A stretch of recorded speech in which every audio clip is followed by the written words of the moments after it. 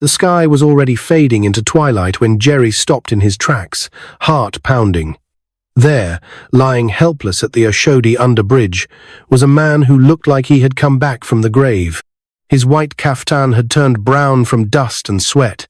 His hair was wild and matted, beard tangled like roots, and his lips trembled as if he wanted to speak, but no one cared. People walked past him like he didn't exist. Jerry squatted beside him, eyes full of worry. "Baba, are you okay? What happened to you?" The old man didn't respond. His fingers shook, reaching out in silence. Jerry looked around. Everyone kept moving. A woman passing by hissed, "This boy is looking for trouble. Who knows if that old man is a ritualist?" Another man scoffed, "He is carrying trouble on himself. If that Baba died, police will arrest him." Jerry heard every word, but his mind was made up. He gently bent down, placed his arms under the frail old man's body, and lifted him up. The old man's head dropped on Jerry's shoulder like a tired bird. As he boarded a taxi with him, people stared in silence. Jerry had no idea that the man in his arms was the long-lost father of one of Nigeria's richest billionaires. And what would happen next would change his life forever. 2 years before this moment, Jerry's life was full of dreams. He was just 17 then, a brilliant, determined student from a small home in Mushin. His parents, Emeka and Grace David, were the light of his world. They didn't have much, but they had each other. His father, a humble civil servant, always said, "Be kind, Jerry. Kindness may not feed your stomach, but it will feed your soul." Then came the car crash. A rainy night, a trailer lost control, and just like that, both of his parents were gone. After their burial, Jerry looked to his uncles and aunties for help, but one after the other, they turned their backs. They said he was too old to be taken in.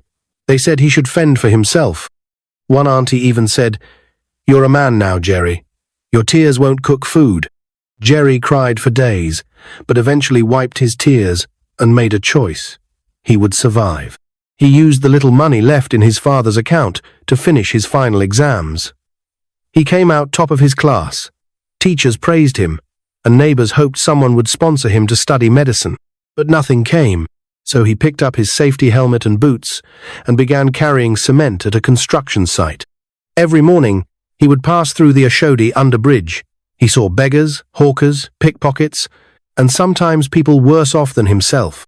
But no matter how poor Jerry was, he still offered help when he could. A bottle of water here, a smile there. And now, on this burning day, after hauling blocks under the sun, he stood in front of this man who needed him the most. The taxi jerked through potholes as Jerry held the man close. "You'll be okay, sir," he whispered, not even sure if the man could hear. They arrived at the small compound where Jerry rented his one-room apartment, a cramped space with peeling walls, a ceiling fan that barely spun, and a mattress so thin it could be mistaken for a bedsheet. He laid the old man gently on the mattress. "Please stay here. Rest," he said softly. Then, with the last 800 naira in his pocket, he ran out. Minutes later, he returned with a hot pack of jollof rice and a bottle of water. He spoon-fed the old man, who winced at first, then slowly opened his mouth. He ate like someone who hadn't seen food in days. After the meal, Jerry boiled water and made tea. He tore the last slice of bread and gave it to him. Later that night, the old man sat up, hands trembling, but with life in his eyes. "My son," he said, voice dry like cracked glass. "You don't even know me, yet you saved me. I would have died today." Jerry smiled faintly. "It's okay, Baba. What matters is you're safe now." The old man paused. "My name is Sam Obinna. I am the father of billionaire Maxwell Obinna." Jerry's hands froze. "Sir, you mean the Maxwell Obinna? The one that owns Max Group?" He nodded. "I was kidnapped from my son's mansion in Banana Island. They beat me, starved me, took the ransom but refused to let me go. I escaped, but they caught me again, beat me more, and pushed me off their van." Tears welled up in Jerry's eyes. "God, I walked through bush paths for hours, No food, no water, just pain and God. Jerry took a shaky breath. Do you remember your son's number? The old man nodded slowly and began to recite. Jerry dialed the number on his small phone. It rang. Then a deep voice answered, "Hello? Who is this?" Jerry cleared his throat. "Good evening, sir. My name is Jerry. I think I found your father." There was silence. Then, "What?" Maxwell's voice became shaky. "Put him on. Please, put him on." Jerry handed the phone to Baba. "Your son wants to talk to you." Baba took it with both hands. "Maxwell, my son." There was a pause, then a sound like someone screaming on the other end. In less than 30 minutes, the loud roar of engines echoed down the street. A black G-Wagon followed by 2 other SUVs rolled into Jerry's quiet compound. Neighbors peeked through their windows. Some came outside barefoot. From the front seat, a tall, well-dressed man jumped out and ran straight toward Jerry's room. It was Maxwell O'Binner. He entered, saw the old man, and fell to his knees, tears pouring down his face. "Papa, I thought I lost you." As father and son hugged tightly, everyone in the compound watched, stunned. But no one was more surprised than Jerry, when Maxwell turned to him and said, "Pack your things. You're coming with us." Jerry stood frozen in place. "Pack your things. You're coming with us," Maxwell repeated, still kneeling by his father's side. The room felt smaller than ever. The walls that had once comforted Jerry now seemed to fade into nothing. He looked around, his tattered schoolbooks, a faded photo of his parents, the cracked water flask in the corner, and then at Maxwell's intense gaze. "Sir," Jerry stammered, "I don't understand. I only did what anyone would have done." "No," Maxwell said firmly. "Not everyone would have done what you did. Most people walked past him. But you stopped. You carried him. You fed him. You gave him your bed." Jerry blinked. Was this really happening? Outside, neighbors gathered in the street, pointing, whispering. Some brought out their phones to record the convoy. The security guards that followed Maxwell scanned the crowd, keeping everyone back. The black G-Wagon stood like a spaceship on the dusty street, its tires too clean for the muddy road. Maxwell helped his father to his feet. The old man leaned heavily on him but smiled through his weakness. "This boy saved my life," he whispered. "And now it's our turn to change his," Maxwell replied. Jerry carried a small bag, just one with his books, the shirt his father wore on his last birthday, and a pen his mother gave him before she died. They got into the car. The seats were soft, the air cool. Jerry sank into the leather, eyes wide as the cars moved silently through the Lagos traffic. It was his first time in an air-conditioned car. Maxwell looked at him. "How old are you?" 19, sir." "Did you finish secondary school?" "Yes, sir. I had the best results in my school, but things got hard." Maxwell nodded quietly. "You still want to be a doctor?" Jerry looked down. "More than anything in the world." The billionaire leaned back in his seat, arms crossed. "Then you will be." Banana Island looked like a dream. The gate alone was taller than the school Jerry once attended. The security men saluted as the convoy pulled in. As the G-Wagon rolled into the compound, Jerry's heart thumped. The house wasn't just a mansion, it looked like a hotel. White walls glowed under golden lights. A fountain danced in the middle of the courtyard. Flowers lined the walkway like they were designed by angels. Housemaids in uniforms rushed out. A tall chef in a white hat opened the door. A nurse came running from a side building. Everyone froze the moment they saw Baba. One maid gasped, "Baba?" The old man gave a tired smile. "I'm back, my children," they cried. Some knelt. Some covered their mouths in disbelief. Jerry stepped out of the car slowly. He didn't want to touch anything. It all looked too clean, too expensive, too unreal. Maxwell walked him inside. Jerry was given his own room. His mouth fell open the moment he stepped in. The bed was bigger than his whole apartment. The sheets smelled like fresh rain. There was a bookshelf, a computer, even a small fridge with water bottles. He touched the wall, just to be sure it was real. He stood there for minutes, not knowing whether to sit or stand. Then there was a knock. A soft voice came through the door. "Can I come in?" Jerry opened the door and saw her. A girl about his age, with rich brown skin and long curly hair tied in a bun. She wore a simple yellow top and blue jeans. Her eyes were warm. "I'm Eliana," she said. Jerry blinked. "My dad told me everything," she said with a small smile. "About how you found Baba. I wanted to say thank you." He swallowed. I couldn't leave him there." Eliana nodded. "Still, thank you." Then she noticed the biology textbook sticking out of Jerry's bag. "You like science?" Jerry's eyes lit up for the first time. "I love it." Eliana smiled. "Me too. I want to be a medical doctor." Jerry chuckled, almost shyly. "That's my dream too." At that moment, something unspoken passed between them like two puzzle pieces clicking together. From that day, Jerry's life began to shift. Maxwell personally hired a private tutor who had taught medical students at a top university. Every morning, Jerry and Eliana studied side by side in the mansion's library. He learned faster than he ever had. Eliana was smart, funny, and kind. She laughed when he made mistakes and helped him catch up. They'd study in the garden, under trees that swayed gently in the wind. At night, they'd talk about the stars, diseases, surgeries, and their dreams. Maxwell didn't just stop at education.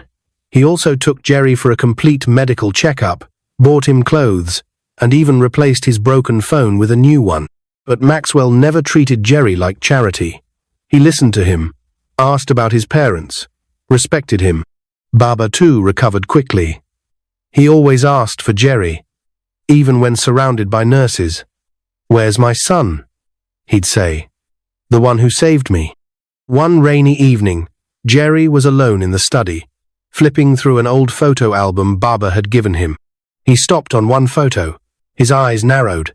It was a picture of Baba, holding a newborn baby in his arms.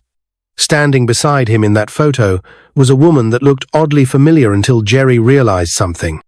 She looked just like his late mother, Grace. His heart skipped. He flipped more, page another photo. His mother, younger, holding a toddler, and beside her again was Baba. But why? He jumped to his feet, the album trembling in his hands. Could it be? Was there more to his mother's past?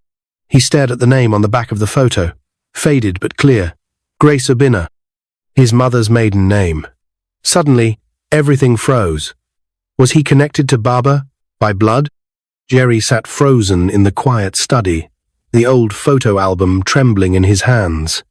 Outside, the rain tapped gently against the glass windows, but inside him, a storm had just begun. He stared again at the faded photo. There was no mistaking it. His mother, Grace David, stood smiling, young and beautiful. In her arms was a baby boy, and beside her was a much younger Baba, Sam Obina, wearing a proud smile. On the back of the photo, in neat handwriting, were the words, "Grace Obina, my daughter, my pride, July 2006. Jerry's heart slammed against his chest. Grace Urbina. His mother's maiden name was David, wasn't it? Or had she changed it? He blinked, confused. His fingers flipped quickly through the rest of the album, searching for clues. There were more pictures, some blurry, some clearer. One showed Grace at a birthday party, cutting a cake while a teenage Maxwell stood beside her. Maxwell, the man who had become his guardian. The billionaire whose mansion he now slept in. The father of Eliana, his closest friend. The girl who shared his dreams. Maxwell and his mother had once stood side by side. The pieces were forming, but the picture was still blurry.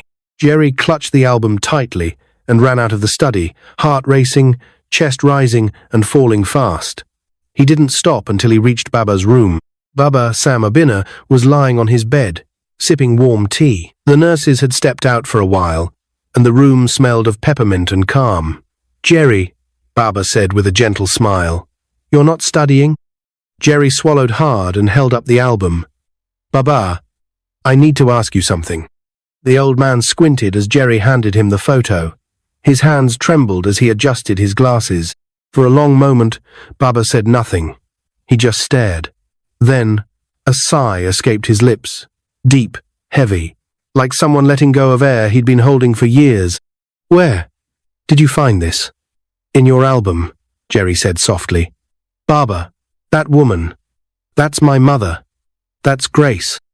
Tears welled in Baba's eyes. He placed a hand over his heart. I never thought I'd see her face again." Jerry stepped closer. "You knew her? Really knew her?" Baba nodded slowly. "Grace was my daughter." Jerry's legs weakened. He dropped onto a nearby chair, his chest tightening.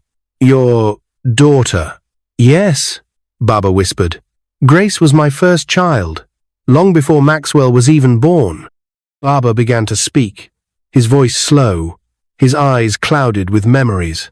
"I was a young man back then, still struggling, still building my name. Grace's mother and I were never married. Her family didn't approve of me. They took her away. I didn't see Grace again until she was in university. By then, she had taken her mother's surname, David. She didn't want anything to do with the Obina name." He sighed. "But I kept track of her from afar. I paid for her schooling secretly. I watched her graduate, get married, and give birth to a son." Jerry's lips parted in disbelief. "Me?" "Yes, you," Baba said with a gentle nod. "I never told Maxwell. Grace made me promise not to involve you in the family's chaos. She wanted you to grow up, away from wealth, from expectations. But I never stopped loving her. I never stopped watching over you, until the accident took her." Jerry's hands covered his face as the truth sank in. His mother was Baba's daughter. Maxwell was his uncle. Eliana. His mind stopped there. "Eliana," Jerry whispered. "I've been spending time with her. We're so close. Baba reached out gently. "Eliana is your cousin, Jerry." A cold chill swept over Jerry. They'd studied together, talked about dreams, laughed over silly jokes, shared late-night conversations under the mansion's stars, and just last week, they held hands in the garden. He stood up, pacing the room. "I didn't know. I had no idea." "I know, my son," Baba said softly. "None of this is your fault. Neither of you knew. But now you do." Tears filled Jerry's eyes. "I was starting to have feelings for her, and I think she felt the same." There was a long pause. Baba didn't speak. He couldn't. Jerry turned toward the window, rain still falling softly on the glass. "What do I do now?" "You focus," Baba said, sitting up. "You remember why you're here, why you helped me when others didn't. You're not just a kind boy, Jerry. You're a light. But everything's changing. No, you're still you. And Eliana is still Eliana. Nothing will erase the bond you've built, even if it takes a new shape." Jerry wiped his tears. "Does Maxwell know?" "No," Baba answered. "And I think it's time he did." That night, Maxwell invited Jerry to the private dining room for a quiet dinner. The room was dim, the table set with golden cutlery and flickering candles. Jerry sat silently. Maxwell noticed. "You're quiet today." Jerry looked up. "There's something I need to tell you, sir, and I think you should hear it from me." He told him everything, from the album to the photo, to the discovery that Grace was Baba's daughter. Maxwell's fork dropped from his hand. "Grace, my sister?" Jerry nodded. "She was my mother." Maxwell leaned back in his chair, stunned. "That means you're my nephew." Silence fell.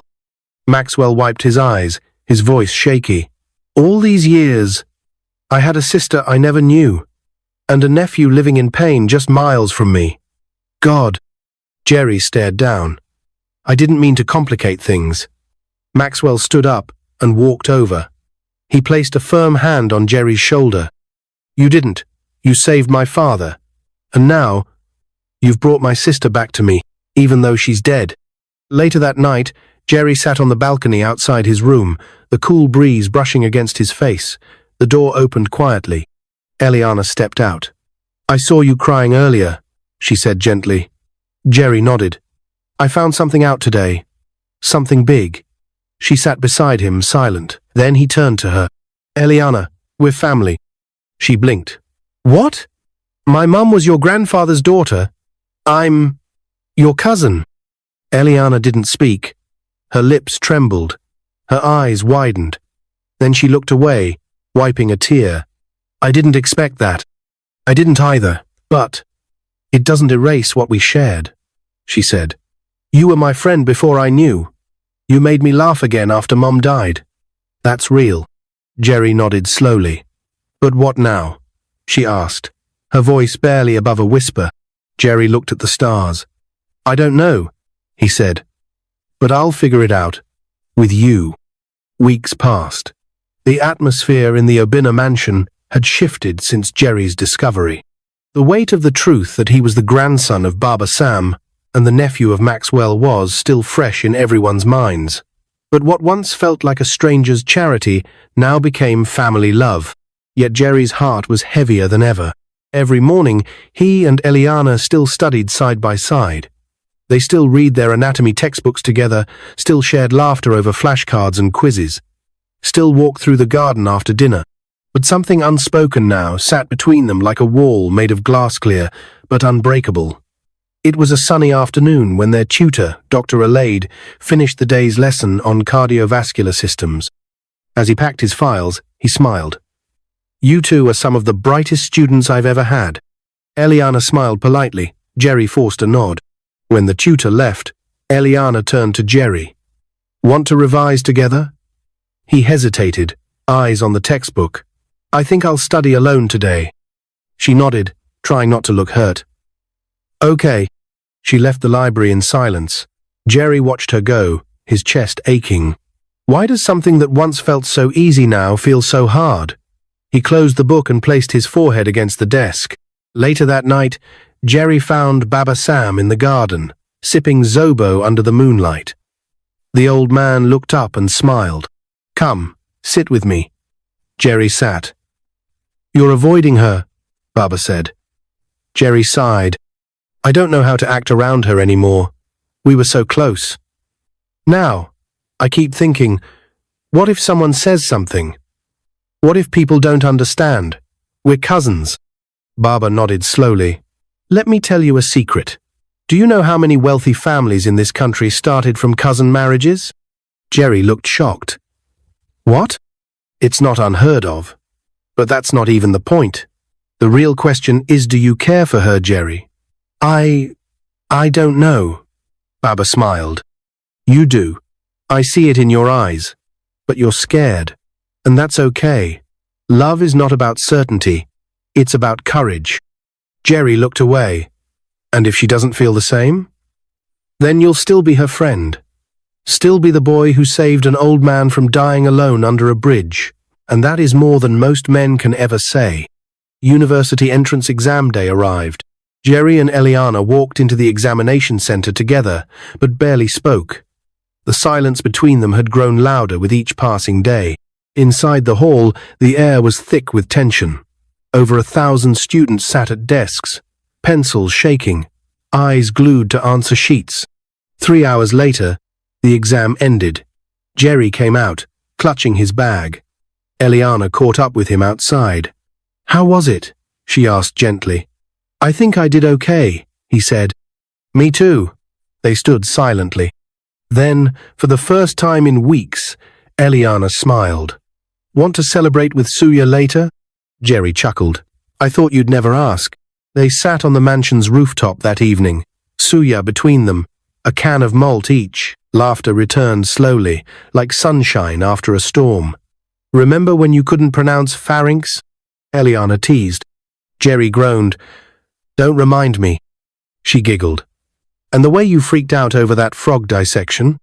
You were way too excited about that. They laughed together honestly, freely. After a while, Eliana looked at him. I miss this. Jerry looked back. Me too. She grew quiet. Do you think we can ever go back to what we had? Jerry paused, then said softly, No. I think we're meant to go forward. 2 weeks later, the results were released. Maxwell himself brought the printouts to the dining table, unable to hide his grin. "Best 2 scores in the state," he announced. Jerry's eyes widened. "Are you serious?" "Top 2. Jerry and Eliana," Maxwell confirmed. "Medicine and surgery. Admission granted to State University Teaching Hospital." Eliana screamed with joy and hugged her dad. Then she turned to Jerry. He smiled, eyes filled with joy, and raised his hands for a high five. She didn't high-five him, she hugged him. University life was like a new world. Lectures, labs, hospital rounds, long nights of reading and tired mornings filled with caffeine. But Jerry and Eliana thrived. Together, they made learning fun. They were known on campus as the unstoppable pair, always first in class, always helping others. Maxwell visited often, proud of them. Baba, too, though older and now mostly wheelchair-bound, would beam whenever he saw them in their white coats. Through it all, Jerry's feelings for Eliana only deepened. But he said nothing. Until the day they graduated, it was a grand hall filled with proud parents, teachers, and government officials. Cameras flashed. Families cheered. Jerry and Eliana walked the stage together, dressed in sky-blue medical gowns. Their names were called out together for the award, Best Graduating Students, Faculty of Medicine and Surgery. Baba sat in the front row, tears in his eyes. Maxwell clapped with pride, filming with his phone. The crowd rose in applause. After the ceremony, reporters rushed them for interviews. But Jerry's eyes were on one person only, Eliana. That night, the family returned home. A dinner was arranged. The garden twinkled with lights. A violinist played softly in the background. Eliana sat beside Jerry at the long table. He turned to her, nervous. "Can we take a walk?" She nodded. They walked in silence. The moon glowed above. The garden was quiet. Crickets sang in the distance. Jerry stopped beneath the same tree where they had once studied together. "Eliana," he began, "I've been waiting for the right moment, for the right words. But nothing feels enough." She turned, her heart beating fast. "I love you," he said. "I have for a long time. I don't care about what people will say. I don't care about titles or labels. I only know that when I look at you, I see peace. I see my future." She said nothing. Her lips trembled. Then Jerry reached into his coat pocket and brought out a diamond ring. He knelt down slowly, his voice shaking. "Eliana Obinna, will you marry me?" Eliana's hands flew to her mouth. Tears filled her eyes. She looked at Jerry, her best friend, her study partner, the boy who once had nothing but gave everything. And then, she slowly stretched out her hand, smiling through her tears. "Yes."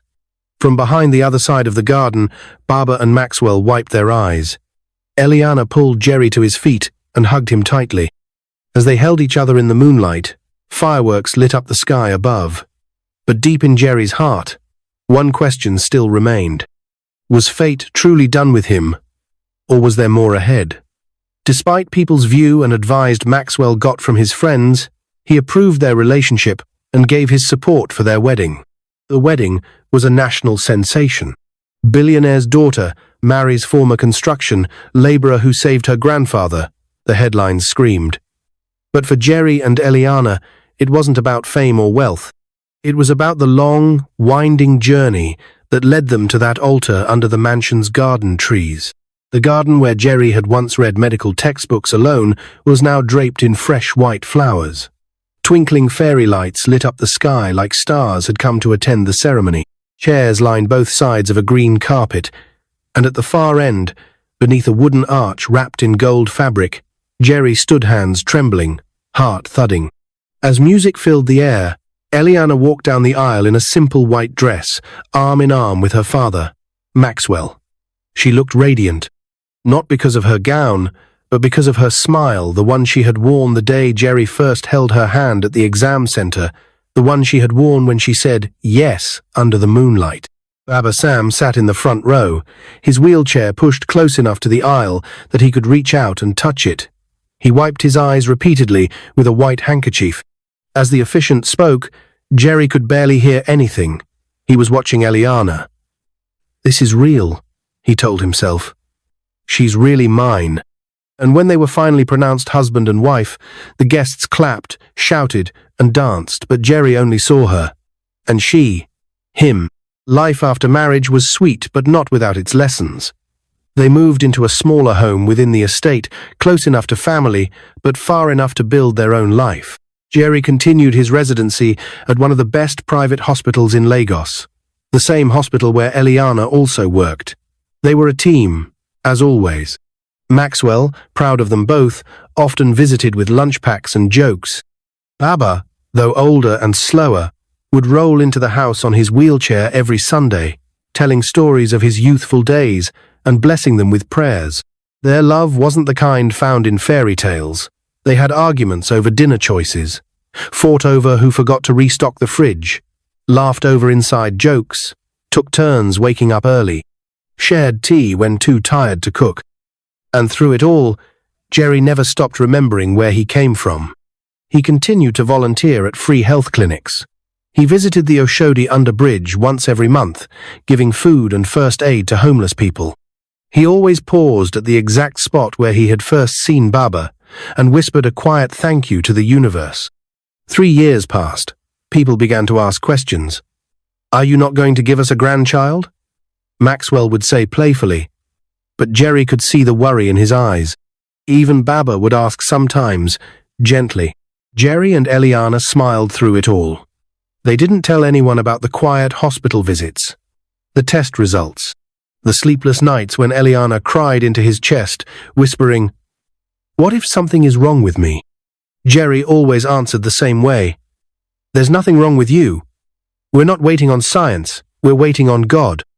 And one night, under the same garden where they got married, Eliana came running barefoot, pregnancy test in hand, sobbing and laughing at the same time. "I'm pregnant," she screamed.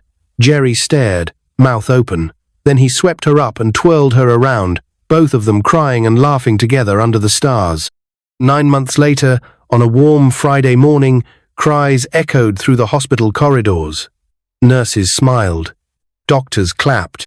Jerry held his newborn son in his arms, wrinkled, beautiful. "Welcome, Joshua," he whispered. Maxwell stood at the door, shaking with joy. Baba, though too weak to come to the hospital, sent a voice message.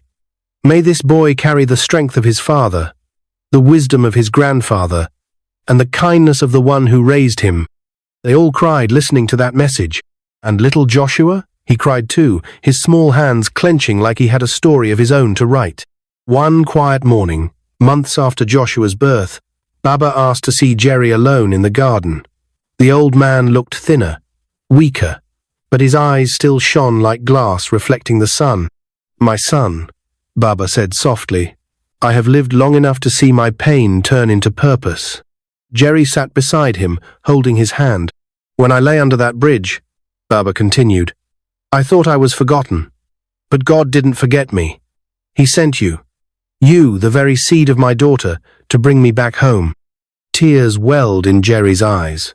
"Promise me something," Baba said. "Raise Joshua to know kindness. Make sure he never walks past a man in need." "I promise," Jerry whispered. That night, Baba slept peacefully and never woke up. He was buried with honor, a national hero, his life story told on news channels and in newspapers. But for Jerry, Baba wasn't just a man from history. He was the reason everything began. A year after Baba's passing, Jerry and Eliana stood with Maxwell at the opening of a new medical center named Grace, Sam Obinna Memorial Hospital, a place where the poor could be treated without payment. The governor cut the ribbon. Reporters took photos. Jerry stood behind the podium, his son Joshua on his hip, and told the crowd, "I was once the boy who had nothing.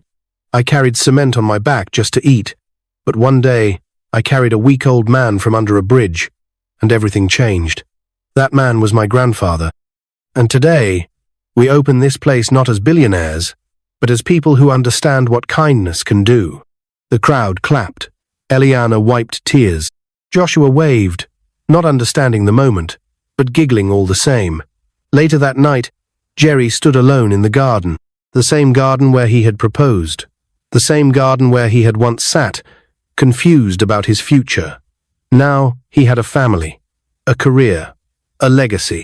Eliana stepped behind him, wrapping her arms around his waist. "What are you thinking about?" she whispered. He looked up at the stars.